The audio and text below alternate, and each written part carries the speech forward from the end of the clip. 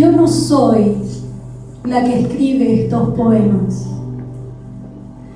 Yo no soy la que dijo hace ya tanto tiempo otros poemas y mató otros, como se mata al cómplice indiscreto. Yo no he sido mis lágrimas de adentro ni mis risas de afuera.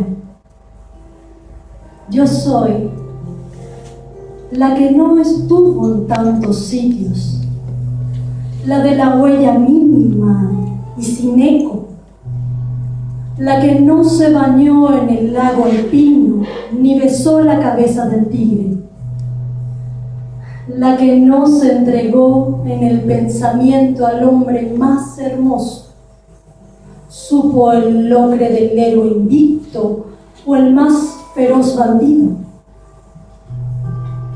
Yo soy todas las cosas que no fui, las que no pudo ser,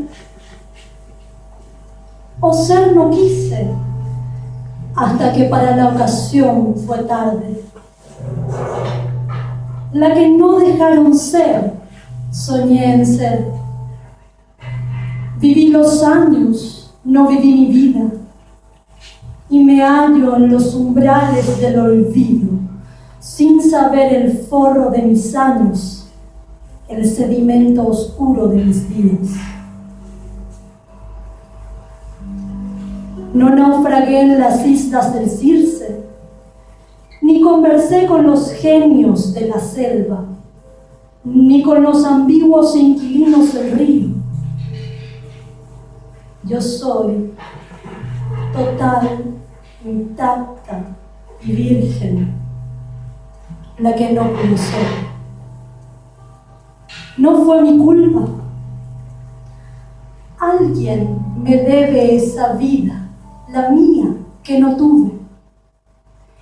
Y esta es mi biografía, la de una vida sin dueño, y que será mi único destino.